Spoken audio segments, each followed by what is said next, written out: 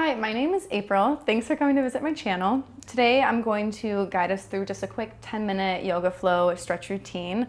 I would suggest doing this in the morning. Maybe if you have a break during lunch, this is something quick that you could do just to stretch it out, get feeling good. Maybe after work if you're looking for something to wind down with, this is definitely something you could use. So we'll get started today in Child's Pose.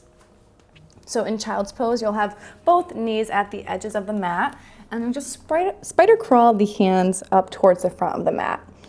So hips heavy towards the heels, and you want the third eye on the ground as well, keeping the neck long.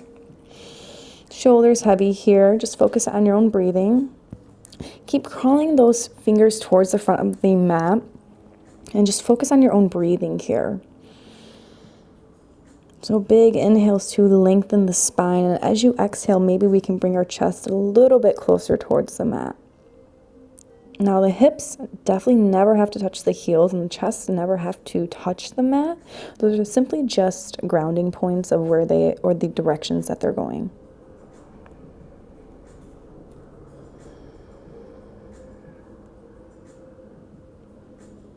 We'll be here for a few breaths.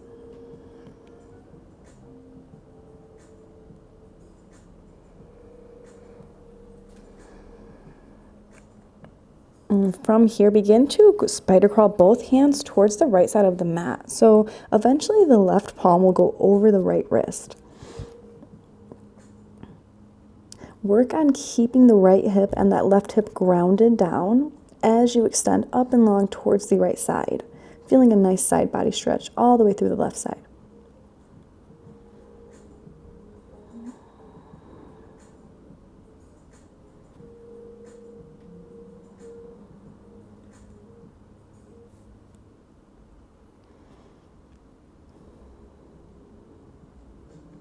And this time we'll inhale back to center, and then as we exhale, we'll go all the way over to the left side of the mat now.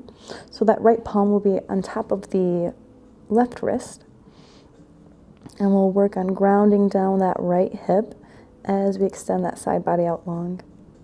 Here for 3 more breaths.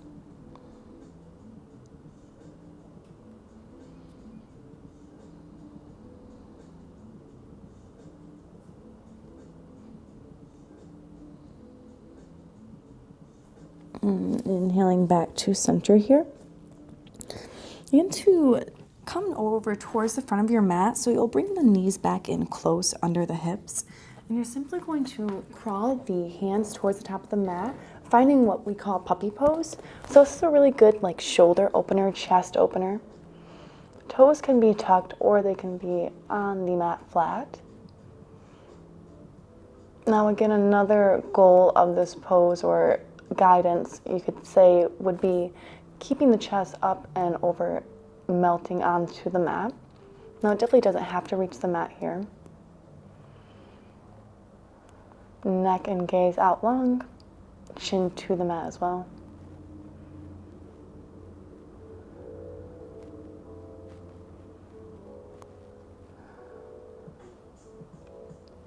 Big inhale. And then as we exhale, we're going to bring our chest and our belly to the mat, keeping our elbows over our shoulder. Find a pulling action with the forearms as we enter Sphinx Pose. Now you want to gaze towards the top of the mat as well, so that neck is long and elongated. And just breathe.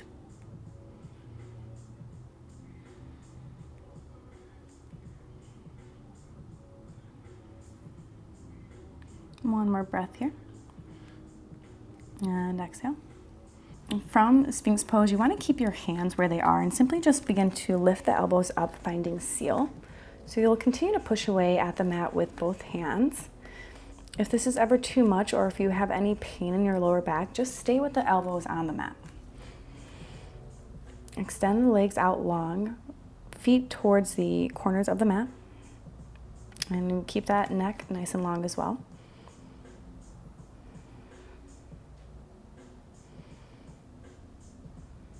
And coming back to that Sphinx Pose for just a moment, we'll tuck those toes and come into a neutral tabletop. So our elbows will be over our shoulders and our hips over our knees. We'll find a cat-cow stretch here, so it's just gonna help warm up the spine.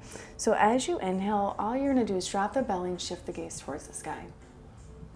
And then as we exhale, really round at the back, pushing away, separating those shoulder blades for cat. And then as soon as you find that inhalation, you're gonna wanna drop the belly. And exhale away. Gaze is always gonna be last here as well, just to protect the neck. And just work through a few rounds of cat and cow by yourself. All right, coming back to our neutral tabletop, we're gonna tuck the toes and lift the hips just to find downward facing dog. Now we won't be here for long. This is a good hamstring stretch. Now if your heels don't touch the mat, that's definitely okay. Just work on pedaling out both feet, one at a time. And then we're gonna walk to the top of our mat and we'll find Ragdale. So heel toe those feet up right under our hips, grabbing opposite elbows here and hang heavy and long. Maybe you find some sways. And again, if there's any pain in that lower back, just simply find a micro bend in the knees. And our neck has a tendency to want to work in this pose as well, even though it shouldn't be. So a good reminder to let the neck rest would just be simple shakes. So maybe yes and no, left to right. Okay, releasing that bind. We'll inhale, halfway lift, flat back, and exhale, fold. Last inhale here as we halfway lift. We'll keep the left foot up to the top of the mat, and we'll bring that right foot back, dropping that knee. And we'll find a low lunge as we inhale our arms up, and exhale to settle in. Last inhale here, and as we exhale, let's bring our right hand to the mat, and we'll keep our left arm up and long, finding an added twist. Now, if you have the space here, you can always bring the right foot in as well, grabbing it with the left hand, finding an added quad stretch. Chest is open towards the side of the room as well.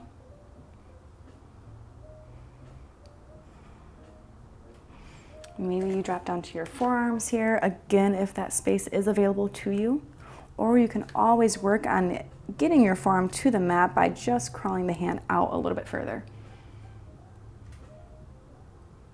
And releasing the foot if you do have that. We're going to extend the left leg long, finding half splits. So heel stays grounded, toes flex towards the crown of the head, and you want to pivot slightly over the left leg.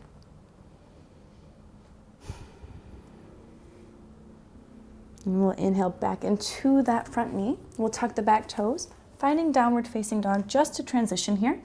So now we'll bring our right foot to the top of our mat, dropping the left knee down, finding our low lunge. And we'll be here for a few breaths. If you're wanting to deepen this lunge as well, you can always tuck the back toes, lift the knee slightly, and just place it back a little bit further. 2 more breaths. And on this next inhale, we'll keep that left hand to the mat. Extend the right arm up long towards the sky, finding the twist.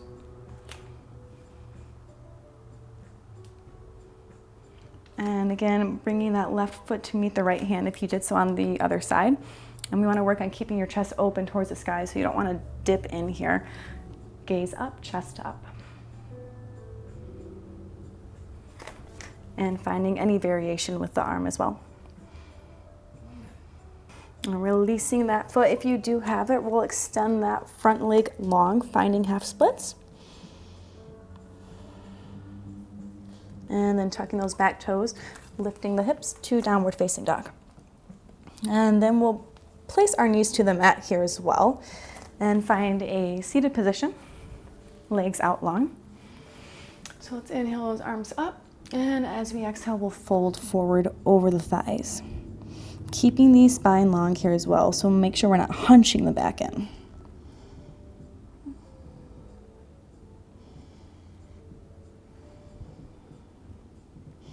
Inhaling back up, and then as we exhale, we'll find our way to our backs.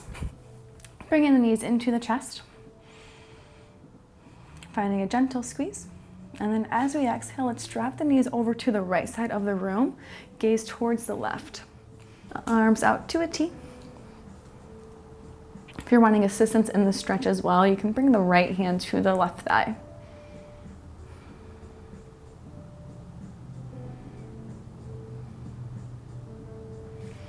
And we'll inhale back to center, and we'll exhale those knees to the left, gaze towards the right.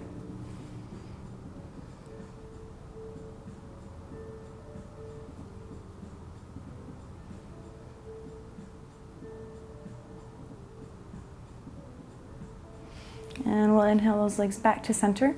Grab the knees, bringing them close to the chest. And we'll extend the legs up long. And we'll find Recline Pigeon. So keeping the left leg straight, we'll bring the right ankle over the left thigh. And if you have the space open here, you can interlace the hands behind the left thigh. Now, if you don't, it's definitely okay. You're still getting the same sensation. And if you are near a wall, I would encourage you to bring the left foot to a wall, so that will help open up the right hip.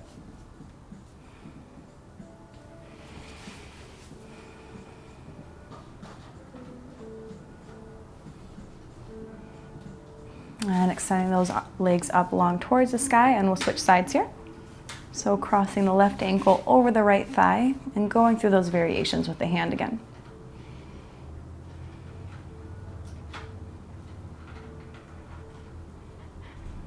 And again, we'll extend the legs up long. And then as we exhale, we'll bring the soles of the feet together, knees out wide for Baddha Konasana. This will be our last pose here. If you do have more than 10 minutes to stay in this pose or this practice, I do encourage that.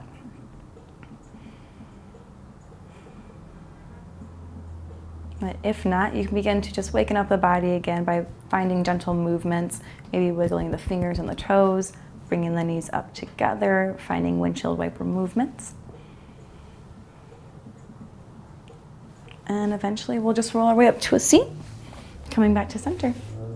This was your 10-minute yoga flow. I hope you enjoyed it, and I hope to see you again.